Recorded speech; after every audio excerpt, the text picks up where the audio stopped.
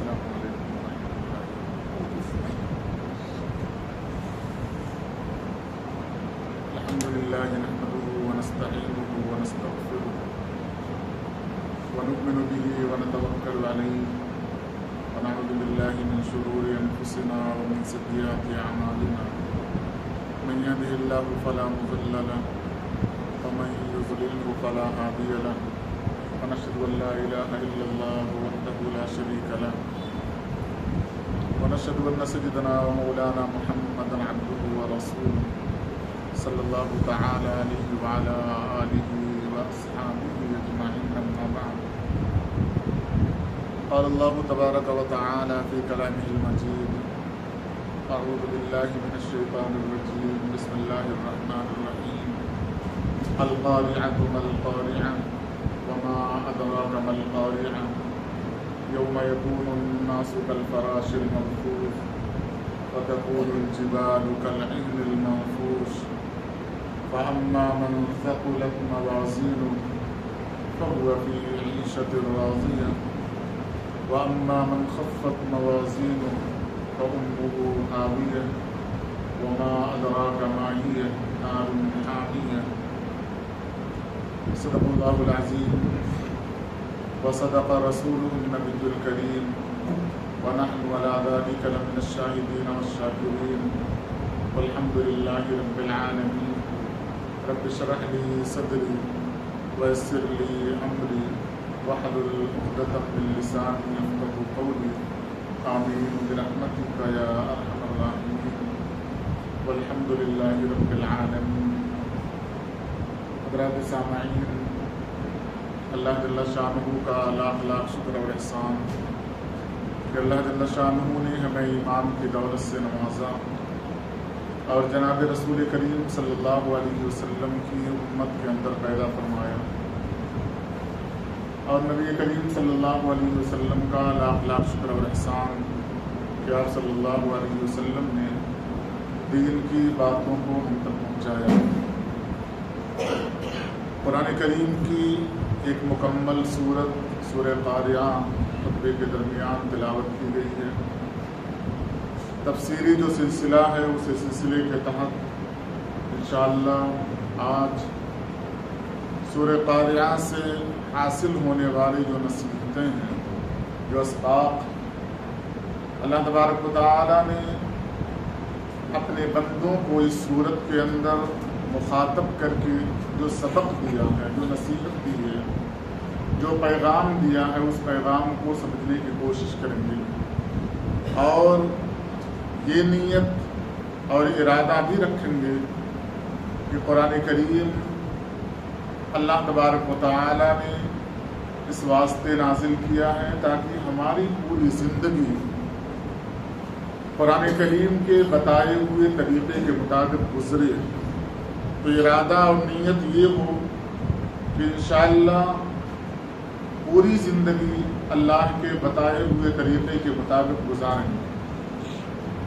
علم کا حاصل کرنا یا علم کا حاصل ہو جانا، دونوں کے بعد جو ذمہ داری بڑھتی ہے وہ عمل کی، کیونکہ علم کے آنے کے بعد، معلومات کے حاصل ہو جانے کے بعد اگر بندہ عمل نہ کرے تو مجرم ہوتا ہے، جسے اللہ تبارک و تعالی سزا ضرور دیں گے۔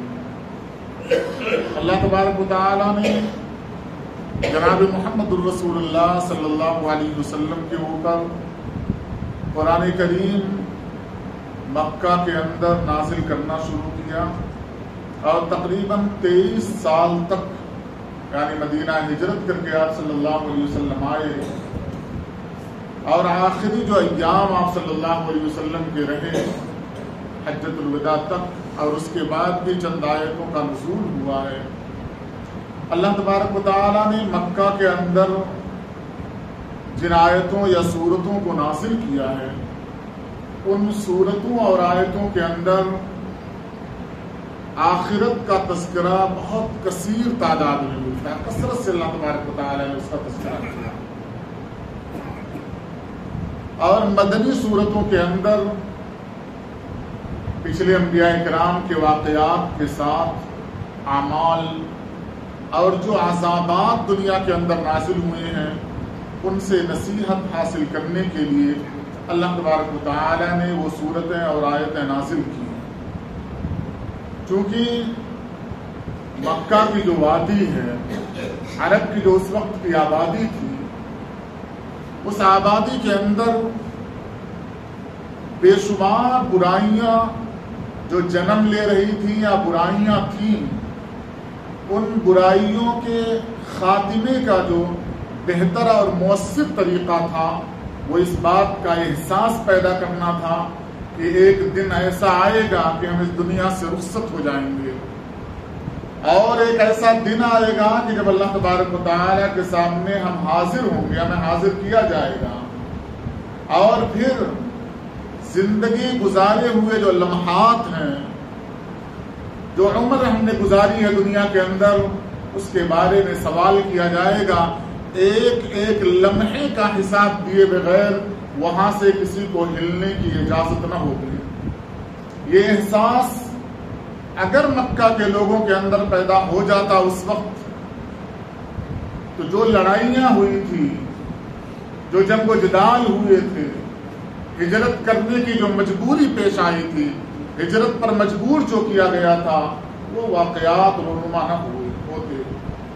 لیکن اللہ تبارک و تعالیٰ کے مقدرات ہیں، اللہ تبارک و تعالیٰ کے ارادات ہیں، اللہ تعالیٰ کی جو خواہش ہے اسی کے مطابق پوری زندگی وجود میں آئی ہے، اور جو جس کے مقدر میں لکھا ہوا ہے وہ ہو کر رہنے والا تھا۔ اخیر وقت جب نبی کریم صلی اللہ علیہ وسلم مکہ پر فتح حاصل کرنے کے بعد قیام کیا ہے مکہ کے اندر چند دن، اور عرب کے لوگ کثیر تعداد میں فوجوں کی طرح، جس طریقے سے فوج چلتی ہے، گروہ در گروہ آ کر لوگوں نے اسلام قبول کیا، اور اسی بات کا اقرار کیا جس بات کے اقرار کرنے کا اللہ تبارک و تعالی حکم دے رہے تھے۔ آج بھی دنیا کے اندر کوئی بھی ایسا انسان آپ کو نظر نہیں آئے گا جو برائی کو پسند کرتا ہو، چاہے وہ مذہب اسلام کا ماننے والا ہو یا نہ ہو۔ برائی کسی کو پسند نہیں ہے، لیکن اس برائی کے خاتمے کی ہر بندہ کوشش کرتا ہے۔ کوشش کرنے کا طریقہ الگ الگ ہوتا ہے، ہمارا خیال الگ ہو سکتا ہے کہ ہم معاشرے سے برائی کو کیسے ختم کر سکتے ہیں۔ آج بھی قرآن کریم کے موجودگی کے باوجود مسلمانوں کا ایک بڑا طبقہ ہے جس طبقے کا یہ خیال ہے کہ ان آبادیوں کے اندر برائیاں زیادہ ہیں جہاں پر علم نہیں ہے، جہاں پر غربت ہے، جہاں پر روزگار کے مواقع نہیں ہیں، وہاں پر برائیاں زیادہ ہیں۔ یقیناً یہ چیزیں ہوں گی، لیکن قرآن کریم اس بات کی تردید کرتا ہے۔ بہت سے ایسے کروڑوں کی تعداد میں لوگ آپ کو مل جائیں گے جنہیں کچھ علم نہیں ہے، اس کے باوجود خوف اللہ تبارک و تعالیٰ کا اتنا ہے، تقویٰ ان کے اندر اتنا زیادہ ہے کہ وہ کسی چیز کو اللہ کی مخالفت پر برداشت نہیں کر پاتے۔ اور بہت سے لاکھوں کی تعداد میں، بلکہ کروڑوں کی تعداد میں ان گنت لوگ ایسے پڑھے لکھے مل جائیں گے جو لوگوں کو بیوقوف بناتے ہوں، برائیاں کرتے ہوں، بلکہ برائیوں کے موجد ہیں، برائیوں کے ایجاد کرنے والے ہیں۔ آپ دیکھ لیں آن لائن فراڈ، یہ جاہل لوگوں کا کام نہیں ہے، وہ تو پڑھے لکھے لوگ کام کر رہے ہیں۔ معلوم یہ ہوا مالدار لوگوں کو دیکھیں آپ، کروڑ پتی لوگ اپنے مال کو فروخت کرتے ہیں جھوٹ بول کر، بیوقوف بنا کر۔ برائی وہ برائی ہے جس کا خاتمہ وہ خود بھی چاہ رہا ہے کہ اس کا خاتمہ ہونا چاہیے، اس برائی کا، لیکن کون سی چیز اس برائی کے خاتمے پر رکاوٹ بن رہی ہے؟ اگر آپ پورے قرآن کا خلاصہ اٹھا کر دیکھیں تو آپ کو پتہ چلے گا کہ مرنے کے بعد کی زندگی کا احساس لوگوں کے اندر سے ختم ہو گیا۔ آج ہمارے اندر خاص کر کے جو مسلمان آبادی ہے ان کے اندر جو برائیاں آئی ہیں، ان برائیوں کا سب سے بڑا سبب، ہمیں تو معلوم ہے کہ ہم مریں گے، لیکن مرنے کے بعد کی جو زندگی ہے اس کے بارے میں تھوڑا مبہم خیال ہمارا ہے۔ ہمیں سوچتے ہیں کسی وجہ سے اللہ تبارک و تعالیٰ ہمیں جنت دے دیں گے، یا اخیر درجے میں ہمارا یہ خیال آتا ہے کہ نبی کریم صلی اللہ علیہ وسلم شفاعت کر دیں گے، یا کوئی نیک کام ہم نے کیا ہوگا، وہ نیک کام اللہ تبارک و تعالیٰ کے سامنے آڑے آئے گا اور وہی نیکی ہمیں جنت میں لے کر چلی جائے گی۔ یہ جو خام خیالی ہے، یعنی غلط خیالی جو دل و دماغ کے اندر پیدا ہو گئی ہے اور ہم نے اسے پال رکھا ہے، وہ خام خیالی، غلط احساس ہمیں بہت سے اعمال سے روک دے رہا ہے۔ ہم اپنے بہن کے حقوق کو، بیٹی کے حق کو، بیٹے کے حق کو، چچا کے حق کو، دادا کے حق کو، باپ کے حقوق کو، ماں کے حق کو جو ہم مار لے رہے ہیں یا دبا لے رہے ہیں، کس بنیاد پر؟ یہی احساس نہیں پیدا ہو پا رہا ہے کہ کل قیامت کے دن اللہ تبارک و تعالیٰ ذرے ذرے کا حساب لے گا۔ آپ 2 پارہ قرآن کریم کا اٹھا کر دیکھیں، 29 اور 30، بڑا آسان پارہ سمجھا جاتا ہے اور اکثر یاد دلانے کی کوشش کی جاتی ہے کہ 30واں پارہ یاد ہونا چاہیے، 29واں پارہ لوگوں کو یاد ہونا چاہیے، اور بڑی کثیر تعداد میں لوگوں کو یاد بھی ہوتا ہے۔ یہ پارے یاد ہوتے ہیں اور انہی پاروں کے اندر اللہ تبارک و تعالیٰ نے قیامت کا تذکرہ کیا، مرنے کے بعد کی زندگی کا تذکرہ کیا۔ لیکن چونکہ ہمیں علم نہیں ہے، ہم جانتے نہیں ہیں یہ جو ہم پڑھ رہے ہیں اس کے اندر اللہ تبارک و تعالیٰ ہم سے مخاطب ہو کر کیا کہنا چاہ رہے ہیں۔ بڑی کثیر صورتیں ان دونوں پاروں کے اندر موجود ہیں۔ ہم قل هو اللہ احد کے بارے میں جانتے ہیں کہ اللہ کے نبی صلی اللہ علیہ وسلم نے فرمایا ثلث قرآن ہے، 3 بار پڑھ لو، ثواب مکمل قرآن کریم کے پڑھنے کا مل جاتا ہے۔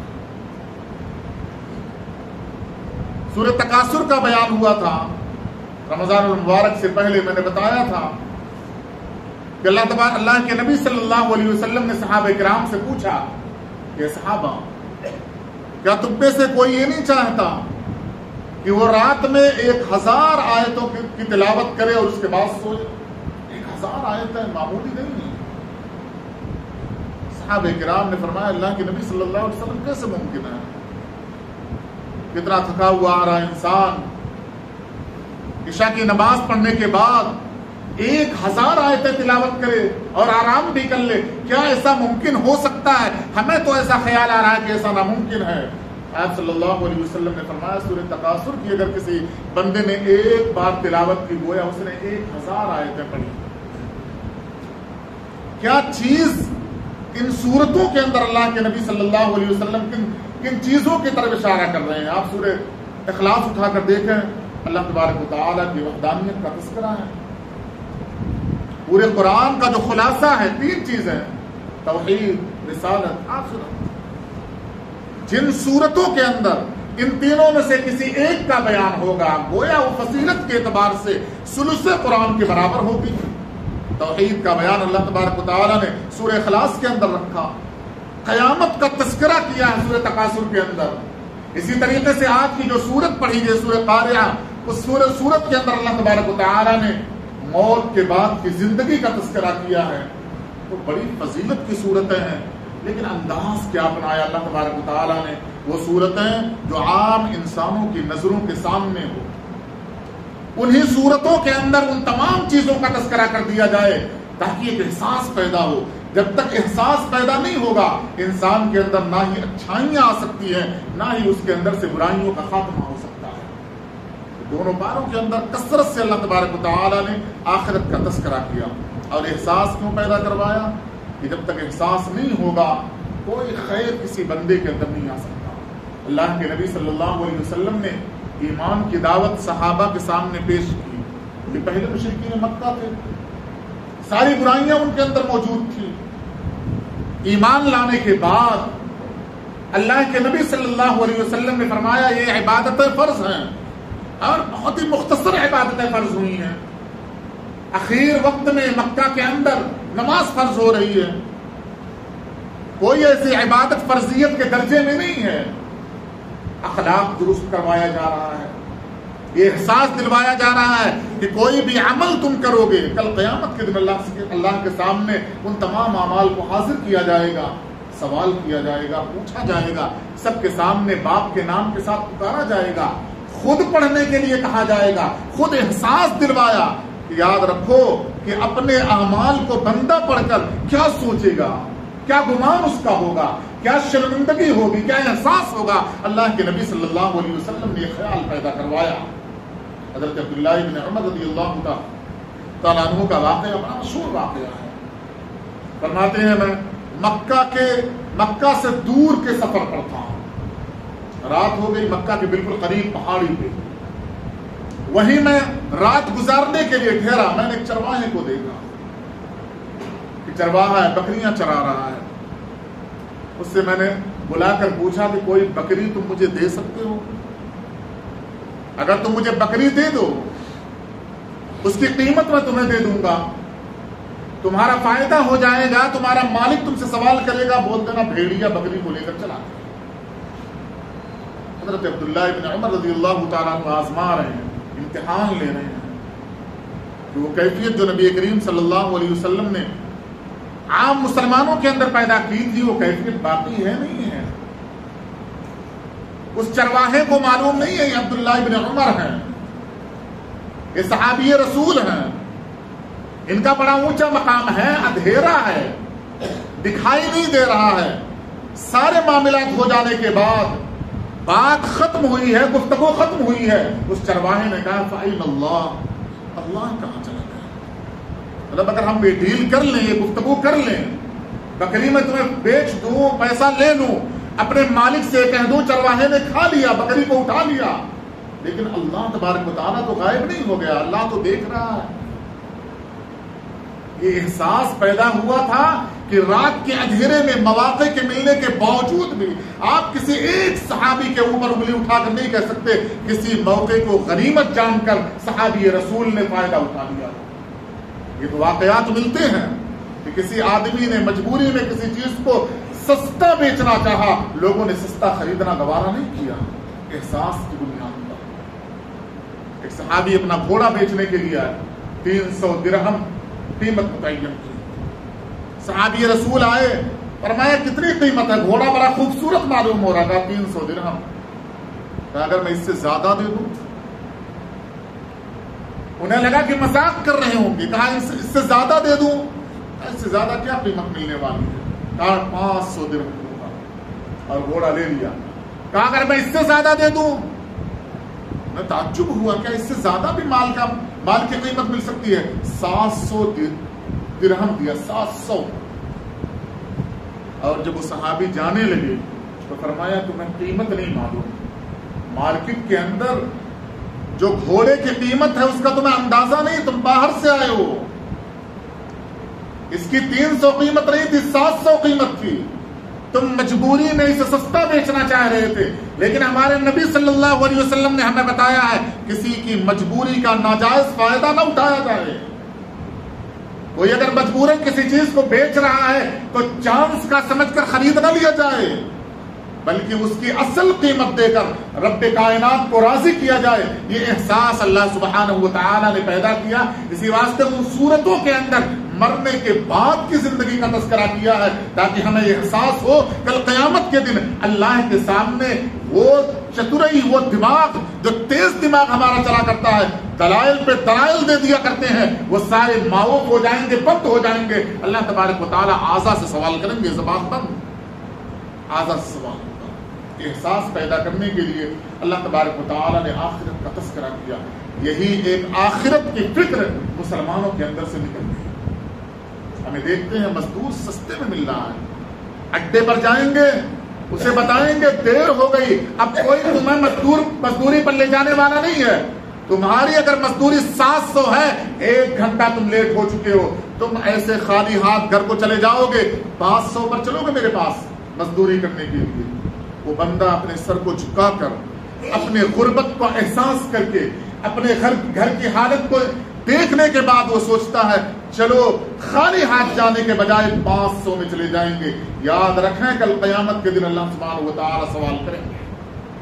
مجبوریوں کا ناجائز فائدہ اٹھانا، قیامت میں حساب و کتاب کے اندر ہم اتنے غافل ہو گئے ہیں، یہ احساس نہیں پیدا ہو رہا کہ کل قیامت کے دن اللہ سبحانہ و تعالیٰ سوال کریں گے۔ اللہ تعالیٰ اسی کا احساس دلانے کے لیے بڑا انوکھا انداز اپنا رہے ہیں۔ فرمایا القاریہ، کوئی ترجمہ مفسرین نے جو اس کا ترجمہ کیا ہے لفظ قاریہ کا، لکھا ہے کہ ہم وہاں تک پہنچنے کی کوشش کر رہے ہیں کہ اللہ نے جو لفظ القاریہ لفظ استعمال کیا ہے اس کا اردو ترجمہ کیا ہوگا.